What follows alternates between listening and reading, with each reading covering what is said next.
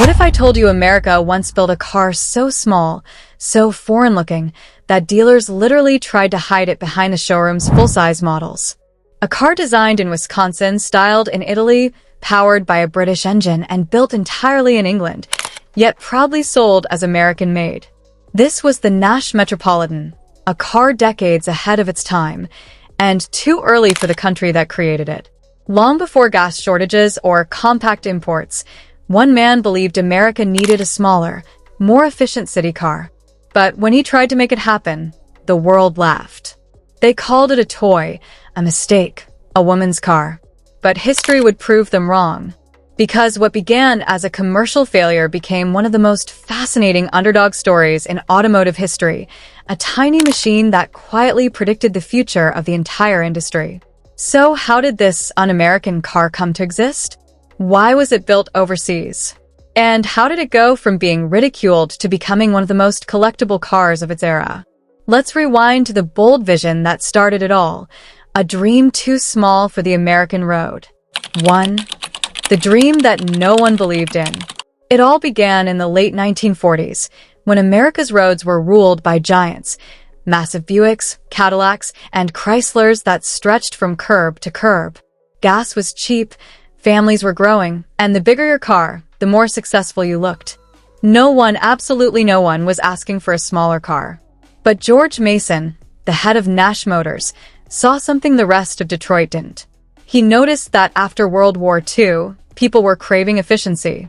Cities were getting crowded, parking was harder to find, and women, a rapidly growing segment of drivers, wanted cars that were easier to handle. Mason believed there was room for something radically different, a car that was stylish, compact, and affordable. A personal car before that term even existed. When he pitched the idea, Detroit's executives laughed. Engineers called it a fantasy. Even his own board doubted him. To them, Mason's vision of a small car for everyday Americans sounded almost unpatriotic. Why would anyone want to drive a tiny car when you could buy a full-size Nash or a brand new Chevrolet for nearly the same price? But Mason was stubborn. He ordered his design team to create a prototype that would prove everyone wrong. And in 1949, the result was unveiled at the Chicago Auto Show, a curious little car called the NXI, or Nash Experimental International. It was unlike anything the crowd had ever seen, short, rounded, and adorable, like a full-size car that had been shrunk in the wash.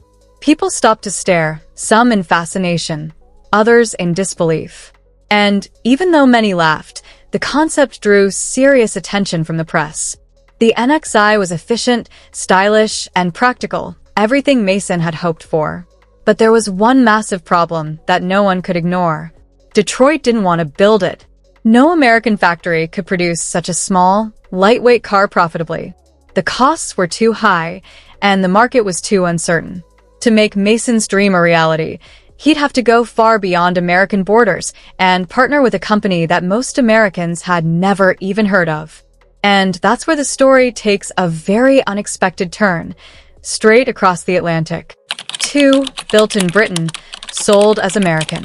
When George Mason realized no U.S. automaker would touch his tiny car, he made a daring move that shocked the entire industry. He went overseas. After months of negotiations, he struck a deal with Austin Motors in England, one of Britain's leading small car manufacturers. It was a partnership no one saw coming, an American company outsourcing production to a British firm, long before globalization was even a concept. The plan was ambitious but clever. Nash would design the car in the US, but Austin would build it using their existing small engine technology and factories. By doing this, Nash could avoid the high production costs that made American small cars impossible to profit from. Mason's engineers sent detailed blueprints and styling notes to the UK, where Austin adapted them for British tooling. The result was a strange fusion of identities, an American car built entirely in Britain, powered by a 1.2-liter Austin A40 engine that barely made 42 horsepower. But it wasn't just the size that stood out, it was the look. Styled by Pininfarina in Italy and refined by American designers, the Metropolitan combined European curves with an American face.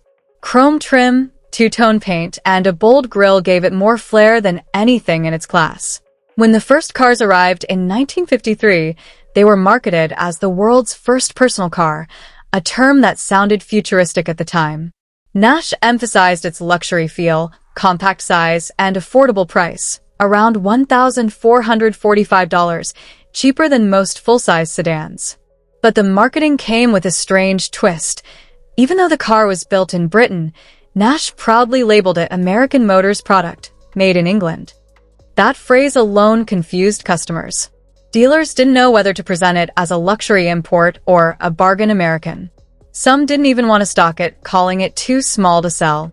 And yet, despite all the skepticism, curious buyers started showing up, especially women and young drivers who saw the Metropolitan as stylish, practical, and fun to drive. But while early sales showed promise, critics in Detroit were ruthless. They mocked it as a toy car, a woman's trinket, and even called it the sewing machine on wheels. Still, George Mason didn't back down. He believed the Metropolitan represented the future, a car for a changing world. And for a moment, it seemed he was right. Because when the car hit American roads, it started to attract exactly the kind of attention no one expected, from Hollywood stars, magazine covers, and even racing enthusiasts. But the story was about to take a tragic twist, one that nearly ended the Metropolitan before it could prove itself. 3. A tragic twist that changed everything. Just as the Nash Metropolitan began to show signs of success, fate delivered a crushing blow. In 1954, George Mason, the visionary behind the project, suddenly passed away. His death was a devastating loss, not only for Nash Motors but for the car that had become his personal obsession. Without Mason's bold leadership, the future of the Metropolitan was suddenly in doubt. The timing couldn't have been worse. Nash had just merged with Hudson to form American Motors Corporation, AMC, a move Mason himself had orchestrated to help smaller automakers survive against Detroit's Big Three. But now, with Mason gone, AMC's new management had bigger worries than a quirky little import. Most executives saw the Metropolitan as a distraction, a pet project of a man no longer around to defend it. Many within AMC wanted to kill it off quietly. They argued that Americans didn't want small cars, that the market was too limited, and that focusing on full-size Ramblers made more business sense. But just as AMC considered pulling the plug, something surprising happened. Sales started to rise. In 1955, the Metropolitan found its audience: city drivers, college students, and women who loved its cute looks and simple handling. The post-war boom was changing lifestyles. Suburbs were growing, parking spaces were shrinking, and not everyone needed a massive V8 sedan. Suddenly, the Metropolitan didn't look so ridiculous. It looked smart. It was available in bright, two-tone colors like coral red and sunburst yellow, making it pop against the sea of chrome-heavy Detroit iron. Advertisements leaned into its personality, calling it the perfect second car for the modern family. That phrasing worked. Instead of competing head-to-head with big sedans, AMC positioned the Metropolitan as a companion car. But behind the optimism, there was still internal tension. AMC executives didn't want to rely on a foreign-built product. The logistics were messy, parts were expensive to import, and profits were thin. Yet, despite all that, the Metropolitan refused to fade. It kept selling, not in massive numbers, but steadily, defying every expectation. By the mid-1950s, what was once mocked as a novelty had turned into a cultural statement, proof that not everyone needed a gas-guzzling monster to enjoy the open road. But the Metropolitan's journey was far from over. Because as its popularity grew, something unexpected began happening, something that would completely change how people saw this tiny car. 4. When America fell in love with small cars. By 1956, something strange was happening in America. The country that once laughed at small cars was beginning to warm up to them. The Nash Metropolitan, once dismissed as a novelty, had quietly become a trendsetter. Its cute looks, low price, and easy handling made it especially popular with younger buyers and women, a market Detroit had long underestimated. Soon, the Metropolitan wasn't just a car, it was a statement. It said, "I don't need a giant machine to stand out." For city dwellers tired of struggling with parking and high gas costs, the little Nash suddenly made perfect sense. Even better, it turned heads everywhere it went. Kids pointed, people smiled, and strangers asked questions at traffic lights. The car had personality, something no bulky sedan could match. Hollywood noticed too. The Metropolitan began appearing in magazines, TV shows, and movies. Celebrities like Elvis Presley and Paul Newman were spotted with them, which only fueled its cool factor. It was no longer a car for women or a toy. It was stylish, different, and even a little rebellious. And that's where the Metropolitan really hit its stride. AMC leaned into the car's personality, offering vibrant color combos and even a convertible version.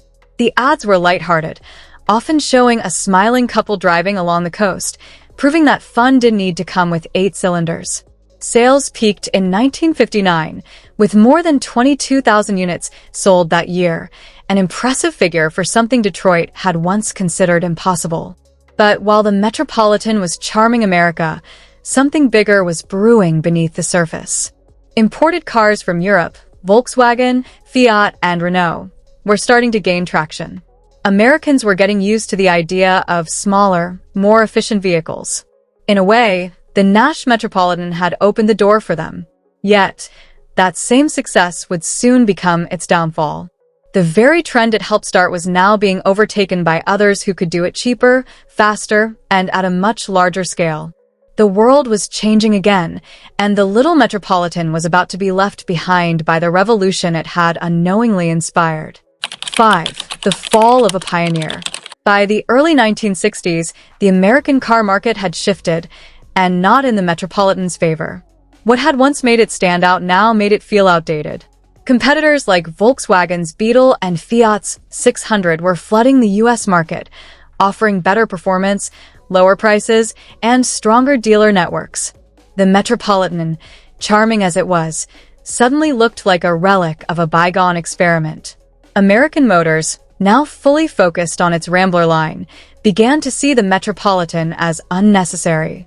The small car market it helped pioneer was being dominated by true imports, and AMC simply couldn't compete on cost.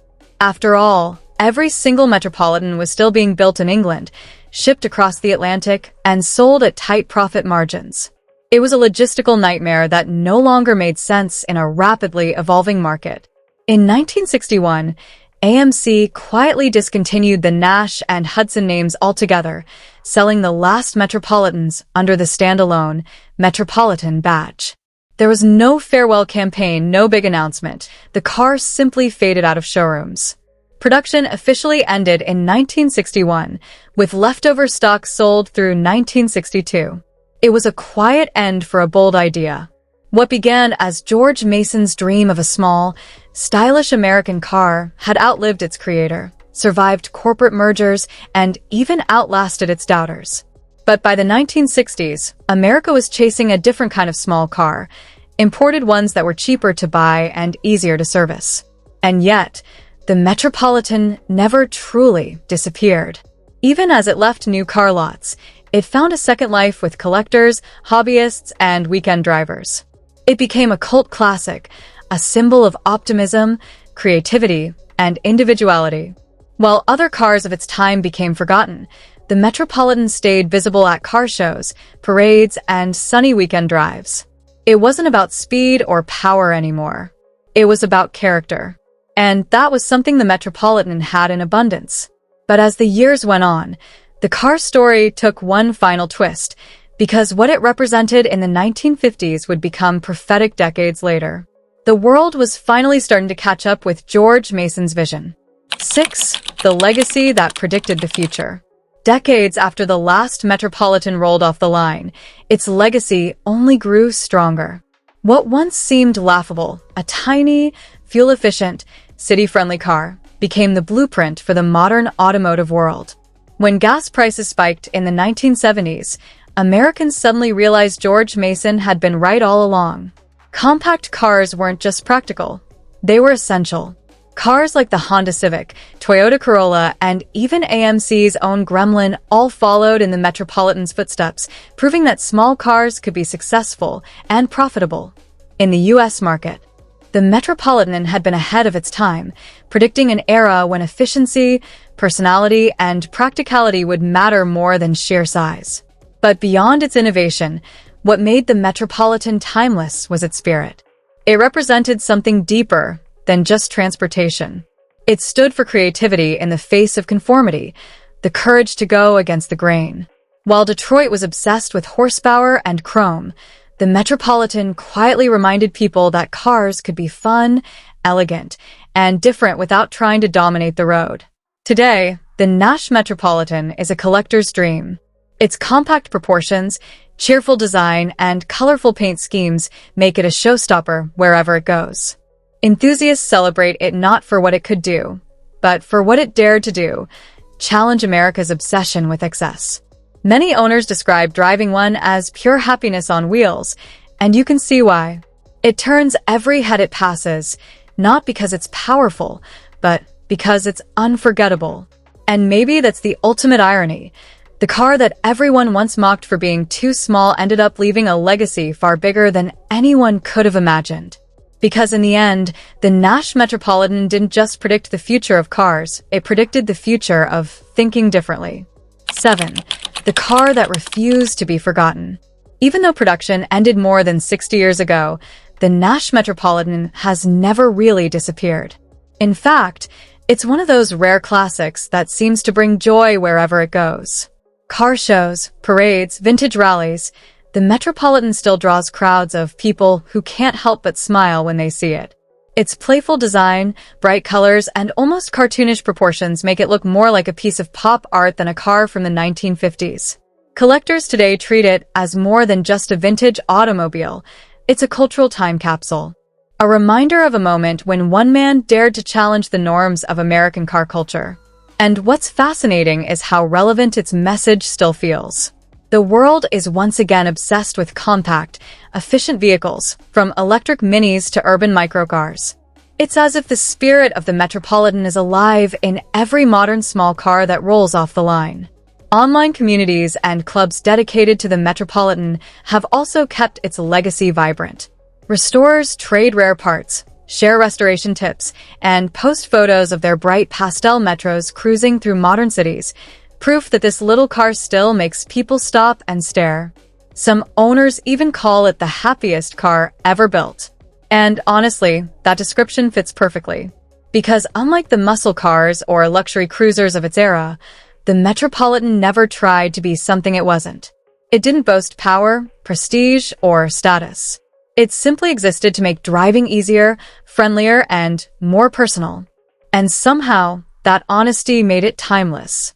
So while history books often overlook it, true car enthusiasts know the Nash Metropolitan was more than just a car. It was a glimpse into a future America wasn't ready for, and a reminder that even the smallest ideas can make the biggest impact. The Nash Metropolitan may not have been a sales titan or a performance legend, but it accomplished something far more meaningful. It changed the way people thought about cars.